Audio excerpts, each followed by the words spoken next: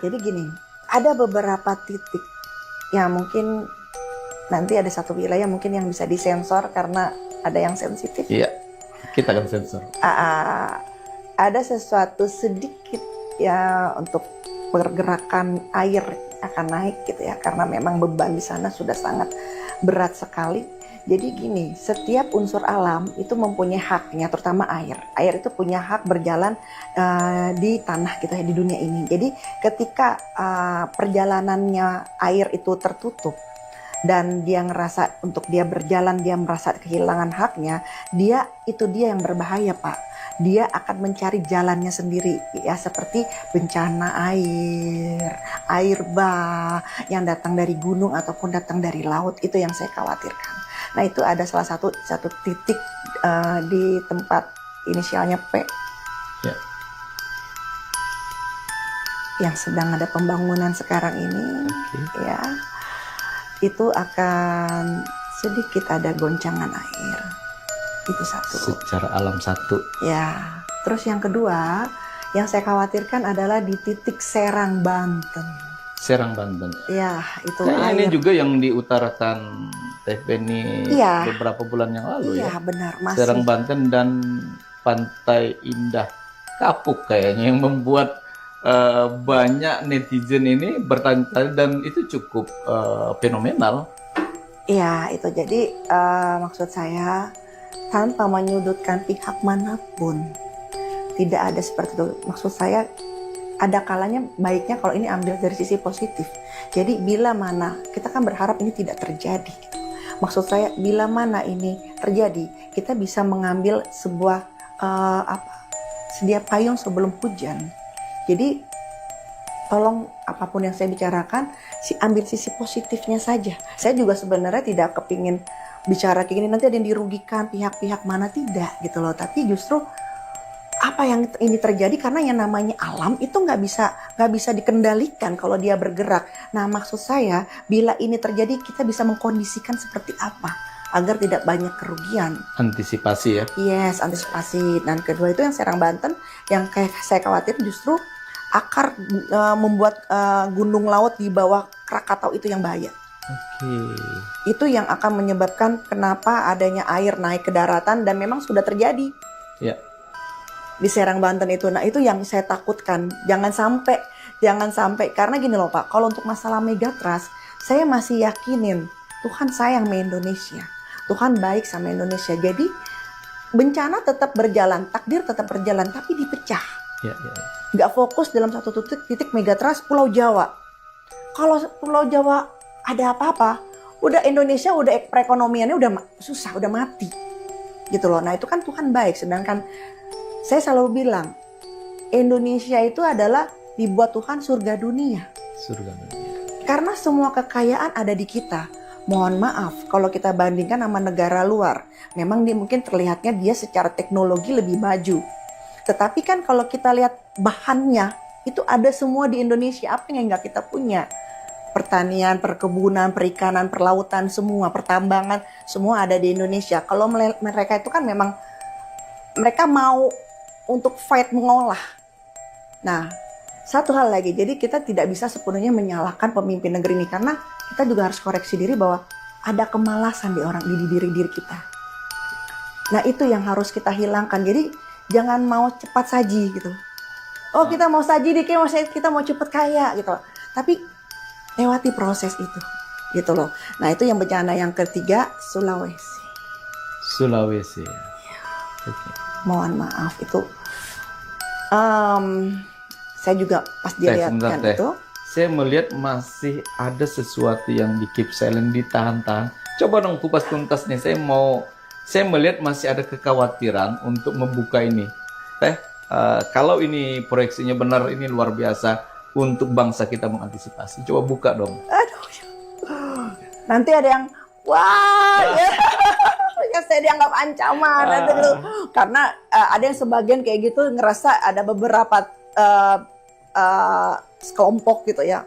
Ngerasa suara saya malah sebagai ancaman buat mereka. Padahal maksud saya antisipasi lah gitu. Kalau misalnya alam itu sudah bergerak, kita udah nggak bisa bicara masalah keuntungan lagi, justru lebih banyak adalah kerugian yang kita keluarkan. Itu maksud saya antisipasi dari sekarang, jadi ambil positifnya gitu loh. Nah untuk yang itu ya memang selain Sulawesi itu Bapak ini mancing, jadi saya bingung ini. Kita kan maunya buka-bukaan itu ya. Iya, jadi ya memang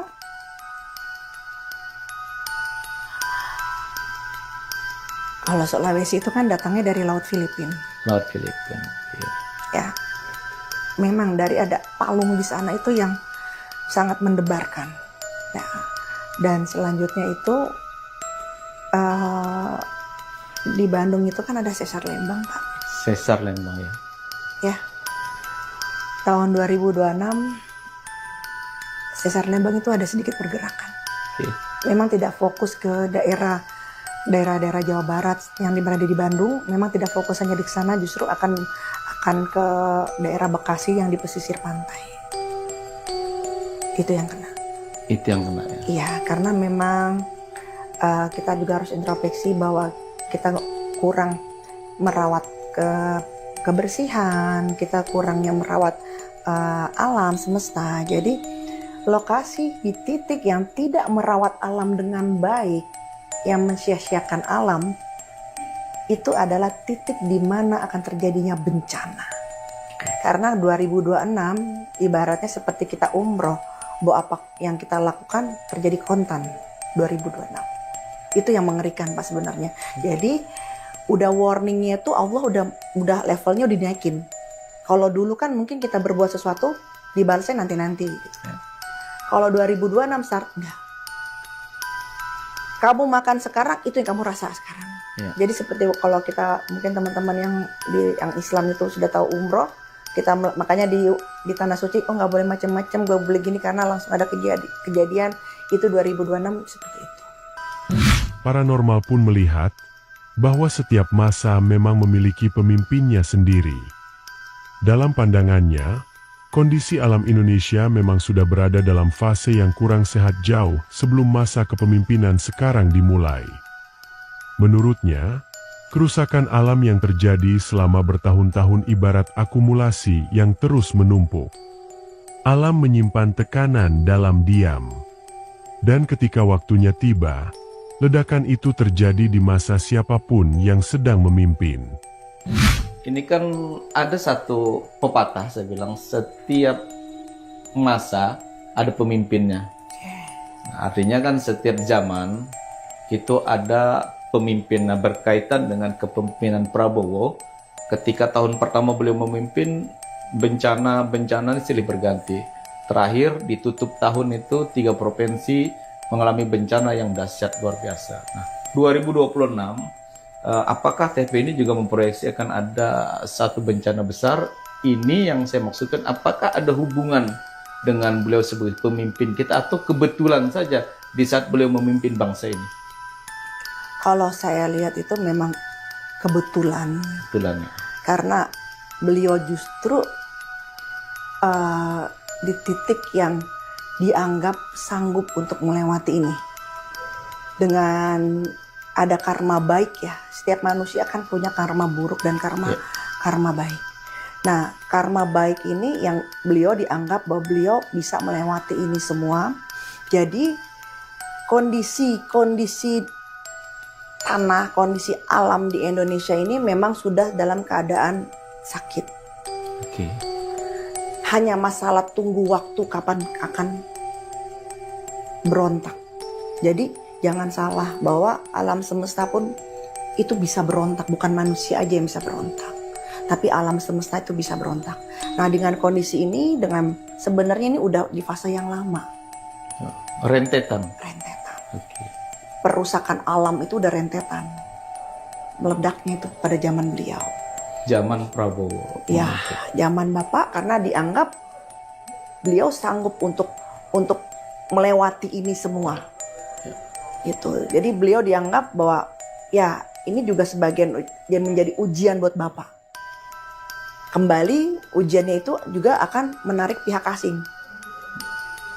Maukah kamu memasukkan pihak luar ke dalam dengan keadaan Indonesia sedang mendapatkan ujian seperti ini.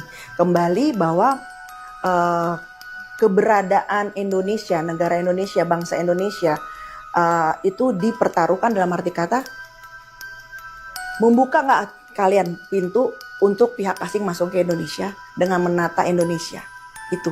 Jadi ini sebenarnya adalah kembali ke ujian ke Bapak Prabowo, sebenarnya kasihan gitu. Jadi Bapak Prabowo tentunya pasti sangat hati-hati untuk menerima ini semua karena tidak mau kehilangan jati diri bangsanya.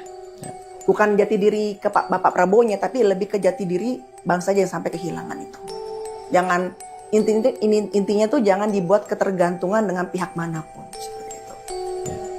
Teh, apa pesan spiritual untuk masyarakat Indonesia sehingga unsur-unsur negatif tahun 2026 ini bisa dilalui dengan baik? Kira-kira apa pesan spiritual mau disampaikan ke pemirsa kita? Jadi menurut saya, satu, ayo kita hidupkan lagi adat istiadat. Yang namanya sedekah laut, sedekah bumi. Ya memang kita yang namanya sedekah tentunya ke manusia.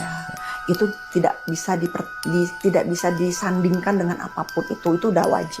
Tapi di luar itu kan di dunia ini bukan tentang manusia aja, ada hewan, ada penghuni lainnya. Maksud saya, ayo adat istiadat kita sejarah kita tinggikan kembali, gitu loh. Sebagai ibaratnya kan ada pepatah, sejarah itu adalah jas merah, identitas negara, identitas diri. Maksud saya, ayo kita kembangkan lagi yang dimana dulu sudah pernah kita lakukan, sedekah laut, sedekah bumi. Jadi jangan berpikir, oh itu nanti musyrik, kita bersembahkan kepada laut. Semua itu kembali kepada niat. Di laut pun ada ciptaan Tuhan di sana. Itu satu lagi Pak. Nah kalau saya lihat dalam perjalanan, misalnya saya ada dalam perjalanan bersama klien saya, dalam pasien saya pasti Pak yang namanya di jalan itu saya bilang, saya minta sesuatu, saya pengen ngasih makan binatang-binatang di jalan. Misalnya saya lagi di Indomaret nih, saya beli makanan kucing, saya kasih. Nah maksud saya apa? Itu tujuannya adalah menjaga segala hubungan kita di luar dengan sesama manusia, selama itu ciptaan Tuhan untuk karma baik. Nah terutama untuk alam semesta. Kenapa saya bilang ayo sedekah laut? Kan ada yang protes Pak, itu musyrik, dosa. Ngapain sedekah di laut? Emang laut tetap loh, di laut tuh banyak ciptaan Tuhan. Semua tergantung kepada niatnya. Bukan maksudnya saya untuk menyembah laut, enggak. Jadi mindset, saya bilang itu Tuhan seperti apa yang kamu pikirkan. Jadi tolong mindset kamu jangan terlebih dahulu didepankan berpikiran negatif.